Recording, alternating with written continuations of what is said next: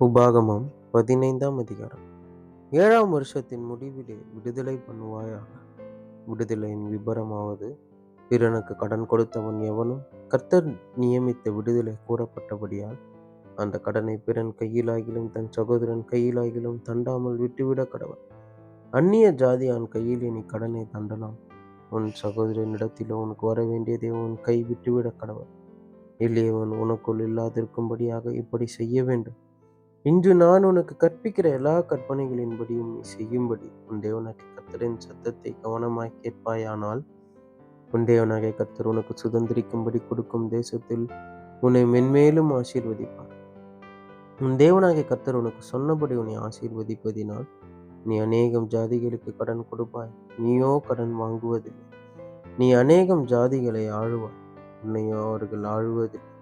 உன் தேவனாகிய கர்த்தர் உனக்கு கொடுக்கும் தேசத்தின் எந்த வாசலிலும் உன் சகோதரரில் எளியவனான ஒருவன் இருந்தால், எளியவனாகிய உன் சகோதரனுக்கு உன் இருதயத்தை நீ கடினமாக்காமலும் உன் கையை மூடாமலும் அவனுக்கு உன் கையை தாராளமாய் திறந்து அவனுடைய அவசரத்தின் நிமித்தம் அவனுக்கு தேவையானதை கடன் கொடுப்பாயாக.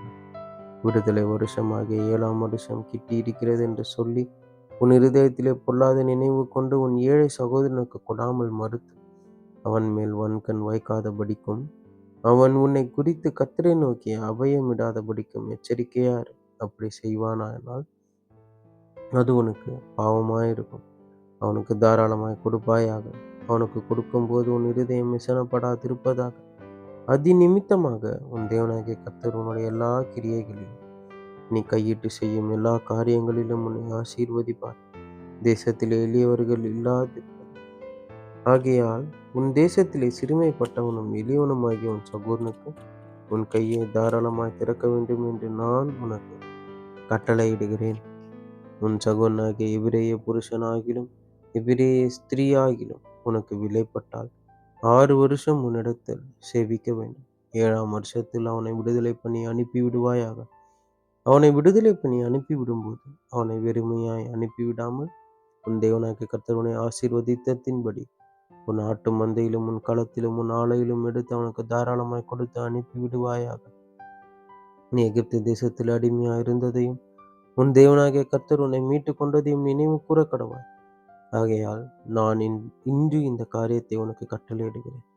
ஆனாலும் அவன் உன்னிடத்தில் நன்மை பெற்று உன்னையும் உன் குடும்பத்தையும் நேசிப்பதினால் நான் உன்னை விட்டு போக மாட்டேன் என்று உன்னுடனே சொல்வானேயாக. நீ ஒரு கம்பியை எடுத்து அவன் காதை கதவோடே சேர்த்து குத்துவாயாக. பின்பு அவன் என்றைக்கும் உனக்கு அடிமையா இருக்க கடவன். உன் அடிமை பெண்ணுக்கும் அப்படியே செய்ய கடவன். அவனை விடுதலையாக்கி அனுப்பி விடுவது உனக்கு விசனமாய் காணப்பட வேண்டாம். இரட்டிப்பான கூலிக்கு ஈடாக 6 வருஷம் உன்னிடத்தில் சேவித்தானே. இப்படி உன் தேவனாகிய கர்த்தர் நீ செய்யும் எல்லாவற்றிலும் உன்னை ஆசீர்வதிப்பார். உன் ஆடு மாடுகளில் தலையீற்றாகிய ஆணையெல்லாம் உன் தேவனாகிய கர்த்தருக்கு பரிசுத்தமாக்க கடவாய். உன் மாட்டின் தலையீற்றை விலை கொள்ளாமலும் உன் ஆட்டின் தலையீற்றை மயிர் கத்தறியாமலும் இருப்பாயாக. கர்த்தர் தெரிந்து கொள்ளும் ஸ்தலத்திலே வருஷந்தோறும் நீயும் உன் வீட்டாருமாய் உன் தேவனாகிய கர்த்தருடைய சந்நிதியில் அப்படிப்பட்டவைகளை புசிக்க கடவீர்கள். அதற்கு முடம் குருடு முதலான யாதொரு பழுது இருந்தால் அதை உன் தேவனாகிய கர்த்தருக்கு பலியிட வேண்டும். அப்படிப்பட்டதை நீ உன் வாசல்களிலே கலைமானையும் வெளிமானையும் புசிப்பது போல புசிக்கலாம். தீட்டுப்பட்டவனும் தீட்டுப்படாதவனும் அதை புசிக்கலாம். அதன் இரத்தத்தை மாத்திரம் சாப்பிடாமல் அதை தண்ணீரை போல தரையிலே ஊற்றிவிட கடவாய் என்பதாக. உபாகமம் 16ஆம் அதிகாரம். ஆபீப் மாதத்தை கவனித்திருந்து அதில் உன் தேவனாகிய கர்த்தருக்கு பஸ்காவை ஆசரிக்க கடவாய். ஆபீப் மாதத்திலே காலத்தில் உன் தேவனாகிய கர்த்தர் உன்னை எகிப்திலிருந்து புறப்பட பண்ணினாரே. கர்த்தர் தமது நாமம் விளங்கும்படி தெரிந்து கொள்ளும் ஸ்தானத்தில் உன் தேவனாகிய கர்த்தருக்கு பஸ்காவின் பலியாகிய ஆடு மாடுகளை பலியிடுவாயாக. நீ எகிப்து தேசத்திலிருந்து புறப்பட்ட நாளை நீ உயிரோடு இருக்கும் நாளெல்லாம் நினைக்கும்படி பஸ்கா பலியுடனே புளிப்புள்ள அப்பம் புசியாமல் சிறுமையின் அப்பமாகிய புளிப்பில்லாத அப்பங்களை 7 நாள் வரைக்கும் புசிக்க கடவாய். நீ தீவிரமாக எகிப்து தேசத்திலிருந்து புறப்பட்டபடியினால் இப்படி செய்ய வேண்டும். 7 நாள் அளவும் உன் எல்லை எங்கிலும் புளிப்புள்ள அப்பம் உன்னிடத்தில் காணப்படலாமா. நீ முதல் நாள் சாயங்காலத்தில் இட்ட பலியின் மாம்சத்தில் ஏதாகிலும் முழுவதும் விடியார் காலம் வரைக்கும் வைக்க வேண்டாம். உன் தேவனாகிய கர்த்தர் உனக்கு கொடுக்கும் உன்னுடைய வாசல்களில் எதிலும் நீ பஸ்காவை அடிக்க வேண்டாம். உன் தேவனாகிய கர்த்தர் தமது நாமம் விளங்கும்படி தெரிந்து கொள்ளும் ஸ்தானத்திலே நீ எகிப்திலிருந்து புறப்பட்ட நேரமாகிய சாயங்காலத்தில் சூரியன் அஸ்தமிக்கிற போது பஸ்காவை அடித்து உன் தேவனாகிய கர்த்தர் தெரிந்து கொண்ட ஸ்தானத்திலே அதை பொரித்து புசித்து விடியார் காலத்திலே உன் கூடாரங்களுக்கு திரும்பி போவாயாக. நீ 6 நாளும் புளிப்பில்லாத அப்பம் புசிக்க வேண்டும்.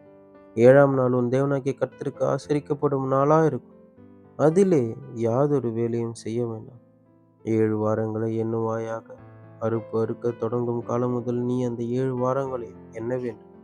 அவைகள் முடிந்தபோது வாரங்களின் பண்டிகையை உன் தேவனாகிய கர்த்தருக்கு என்று ஆசரித்து உன் தேவனாகிய கர்த்தர் உன்னை ஆசீர்வதித்தற்கு தக்கதாய் உன் கைக்கு நேர்ந்த மனப்பூர்வமான காணிக்கையாகிய பகுதியை செலுத்தி உன் தேவனாகிய கர்த்தர் தமது நாமம் விளங்கும்படி தெரிந்து கொள்ளும் ஸ்தானத்தில் நீயும் உன் குமாரனும் உன் குமாரத்தியும் உன் வேலைக்காரனும் உன் வேலைக்காரியும் உன் வாசல்களில் இருக்கிற லேவியனும் உன்னிடத்தில் இருக்கிற பரதேசியும் திக்கற்ற பிள்ளையும் விதவையும் உன் தேவனாகிய கர்த்தருடைய சந்நிதியில் சந்தோஷப்பட்டு நீ எகிப்தில் அடிமையா இருந்ததை நினைத்து இந்த கட்டளைகளை கைக்கொண்டு இவைகளின்படி செய்ய கடவாய். நீ உன் களத்தின் பலனையும் உன் ஆலையின் பலனையும் சேர்த்த பின்பு கூடார பண்டிகையை 7 நாள் ஆசரித்து உன் பண்டிகையில் நீயும் உன் குமாரனும் உன் குமாரத்தியும் உன் வேலைக்காரனும் உன் வேலைக்காரியும் உன் வாசல்களில் இருக்கிற லேவியனும் பரதேசியும் திக்கற்ற பிள்ளையும் விதவையும் சந்தோஷப்பட கடவீர்கள். உனக்கு உண்டான எல்லா வாரத்திலும் உன் கைகளுடைய எல்லா கிரியைகளிலும் உன் தேவனாகிய கர்த்தர் உன்னை ஆசீர்வதித்தபடியினால் கர்த்தர் தெரிந்து கொள்ளும் ஸ்தானத்தில் உன் தேவனாகிய கர்த்தருக்கு 7 நாளளவும் பண்டிகையை ஆசரித்து சந்தோஷமாய் இருப்பாயாக. வருஷத்தில் 3 தரம் புளிப்பில்லாத அப்ப பண்டிகையிலும் வாரங்களின் பண்டிகையிலும் கூடார பண்டிகையிலும் உன் ஆண் மக்கள் எல்லாரும் உன் தேவனாகிய கர்த்தர் தெரிந்து கொள்ளும் ஸ்தானத்திலே அவர் சந்ததிக்கு முன்பாக வந்து காணப்பட கடவர்கள். ஆனாலும் அவர்கள் கர்த்தருடைய சந்நிதியில் வெறுங்கையோடே வராமல் உன் தேவனாகிய கர்த்தர் உனக்கு அவன் அருளிய ஆசீர்வாதத்திற்கு தக்கதாக அவனவன் தன் தன் தகுதிக்கு ஏற்றபடி காணிக்கையை கொண்டு வர கடவன். உன் தேவனாகிய கர்த்தர் உன் கோத்திரங்கள் தோறும் உனக்கு கொடுக்கும் வாசல்களில் எல்லாம் நியாயாதிபதிகளையும் தலைவரையும் ஏற்படுத்துவாயாக. அவர்கள் நீதியுடன் ஜனங்களுக்கு நியாய தீர்ப்பு செய்ய கடவர்கள். நியாயத்தை புரட்டாதிருப்பாயாக. முகதாட்சணியம் பண்ணாமலும் பரிதானம் வாங்காமலும் இருப்பாயாக. பரிதானம் ஞானிகளின் கண்களை குருடாக்கி நீதிமான்களின் நியாயங்களை தாறுமாறாக்கும். நீ பிழைத்து உன் தேவனாகிய கர்த்தர் உனக்கு கொடுக்கும் தேசத்தை சுதந்திரித்துக் கொள்ளும்படி நீதியை பின்பற்றுவாயாக. நீ உன் தேவனாகிய கர்த்தருக்கு உண்டாகும் பலிபீடத் தண்டையில் யாதொரு தோப்பையும் உண்டாக்க வேண்டாம். யாதொரு சிலையையும் நிறுத்த வேண்டாம். உன் தேவனாகிய கர்த்தர் அதை வெறுக்கிறார் என்பதே. ஆமேன், ஆமேன். கிறிஸ்துவுக்குள் பிரியமானவர்களே, கிறிஸ்துவுக்குள் நண்பர்களே, சகோதரரே, சகோதரிகளே, நம்ம இன்னிலிருந்து ஒவ்வொரு நாளும் வேத வசனத்தை ஆரம்பிக்கிறதுக்கு முன்னாடி ஒரு சிறிய ஜெபம் பண்ணிட்டு ஸ்டார்ட் பண்ணலாம் அப்படிங்கிற ஒன்று ஆண்டவர் என் இருதயத்தில் கொடுத்தாரு. ஆண்டவரே, இந்த நாளை காண செய்ததற்காக உமக்கு நன்றி. இந்த புதிய நாளிலே புதிய கிருபையினால் எங்களை நிரப்பும் தேவா.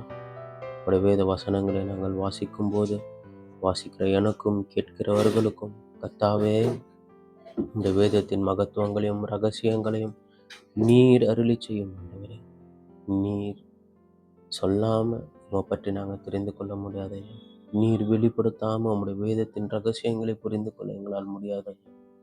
எங்களோடு பேசும், நாள் முழுவதும் எங்களோடு எங்களை காத்துக்கொள்ளும். உடைய சட்டை நிழலில் எங்களை மூடி மறைத்து கொண்டு நீர் வழிநடத்தும், பாதுகாத்துக் கொள்ளும். இயேசுவின் நாமத்தில் ஜெபிக்கிறேன் பிதாவே. ஆமென், ஆமென்.